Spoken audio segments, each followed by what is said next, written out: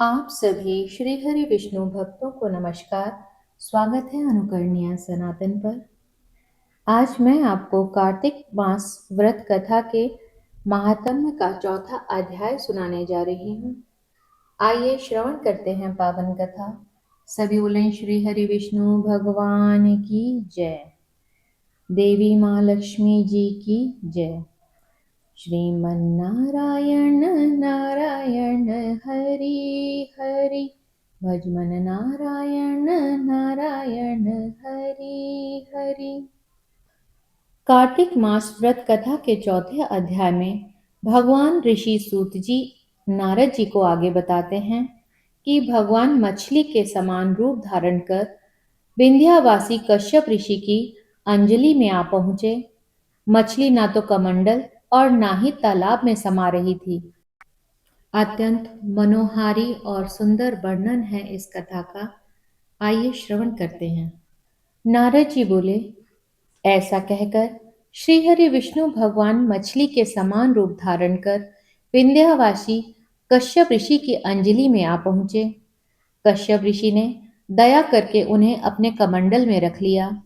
जब वह उसे कमंडलू में न समा सके तब उन्हें कुएं में डाल दिया। जब उसमें भी वह मछली ना समा सकी तब उसे तालाब में फेंक दिया, और जब तालाब में भी वह ना समा सकी तो उसे समुद्र में डाल दिया। वहां भी वह मत्स्य बढ़ने लगी। इसके उपरांत श्री नारायण रूपी मत्स्य ने शंखासुर का वध कर दिया। तत्पश्चात उस शंख को हाथ में लेकर बद्रिकारण्य में आ पहुंचे। श्री बद्री नारायण में सब मुनियों को बुलाकर आज्ञा दी। श्री हरि विष्णु जी ने कहा, पानी में इधर उधर फैले हुए वेदों को ढूंढो और अति शीघ्र ही आप लोग रहस्युक्त वेदों को जल से निकालकर शीघ्र मेरे पास ले आएं। तब तक मैं देवताओं के साथ प्रयाग में ठहरा हूं। राजा पृथु से नारद जी ने कहा। उसके पश्चात अपने तपोबल से समस्त ऋषियों ने यज्ञ बीज मंत्रों के सहित सब वेद मंत्रों को ढूंढ निकाला। उन वेदों में से जो जो भाग जिस जिस मुनि को मिला वह भाग उस मुनि का हो गया। तत्पश्चात हे राजन, उसी दिन से उस भाग के वे ही ऋषि कहलाए। सब वेदों को लेकर मुनिगण प्रयाग में आए और वहां श्री ब्रह्मा जी को उन लोगों ने सब वेद समर्पित कर दिए। सब वेदों को पाकर श्री ब्रह्मा जी बड़े प्रसन्न हुए। तुरंत ही उन्होंने देवता तथा ऋषियों के साथ अश्वमेध यज्ञ किया। यज्ञ के अंत में देवता, गंधर्व, यक्ष, नाग और किन्नर गण श्रीहरि विष्णु जी को भूमि में दंडवत करके प्रार्थना करने लगे। देवता गणों ने कहा, हे देवादिदेव, हे जगन्नाथ, हे प्रभु, हम लोगों की प्रार्थना सुनिए। हम लोगों के हर्ष का समय है, इससे आप हमें वरदान दीजिए। इस स्थान पे नष्ट हुए वेद पुनः ब्रह्मा जी को मिल गए हैं। हे लक्ष्मीपते, आपकी अनुकंपा से हम लोगों को यज्ञ का भाग भी यहाँ मिला है, इसलिए यह स्थान आपके प्रसाद से आज से पृथ्वी भर में सर्व प्रधान, पुण्य बढ़ाने वाला, मुक्ति और भुक्ति को देने वाले होंगे। ब्रह्म हत्यादिक महान पापों का नाश करने वाला आज का यह समय भी परम पवित्र और अक्षय फलदाता हो, ऐसा वरदान हम लोगों को दीजिए।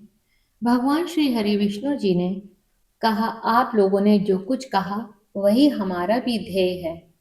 आप जैसा आप लोगों ने मुझसे कहा है वैसा ही यह ब्रह्म क्षेत्र जगत प्रसिद्ध होगा।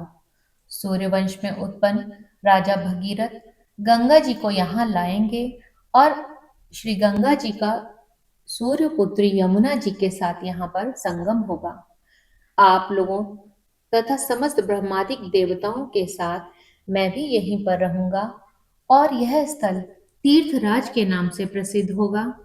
यज्ञ, दान, व्रत, हवन, जप और पूजादिक कृत्य यहाँ पर सदा अनंत फल देने वाले और मोक्षदायी होंगे।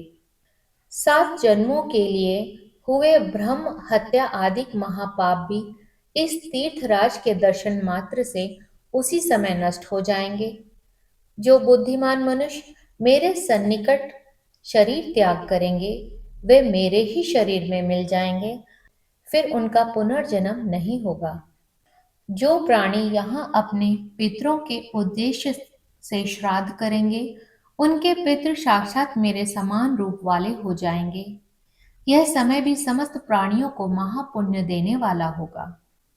जो लोग इस तीर्थराज में मकर राशि के सूर्य में स्नान करेंगे, उनके समस्त पाप विनष्ट हो जाएंगे। मकर की संक्रांति होने पर माघ मास में प्रातःकाल स्नान करने वालों के केवल दर्शन मात्र से सब पाप नष्ट हो जाएंगे। जैसे सूर्य के तेज से अंधकार का नाश हो जाता है, माघ के महीने में मकर की संक्रांति के होने पर स्नान करने वाले प्राणियों को मैं सालोक्य, अपना लोक, समीप्य, अपने समक्ष, सारूप्य, अपना सारूप, इन तीनों मुक्तियों को प्रदान करता हूँ। हे मुनिवर, आप लोग मेरे शब्दों को सुनिए। मैं सर्वत्र व्याप्त रहता हुआ सर्वदा बद्रिकारण्य में निवास करता हूँ। अन्यत्र सैकड़ों वर्ष तप करने पर जो फल प्राप्त होता है, वही फल यहाँ एक दिन में मिल जाएगा। जो महानुभाव मेरे उस स्थान बद्रिका अर्थात बद्रिकाश्रम का दर्शन करेंगे, वे जीवन मुक्त हो जाएंगे और उनके समस्त पाप नष्ट हो जाएंगे।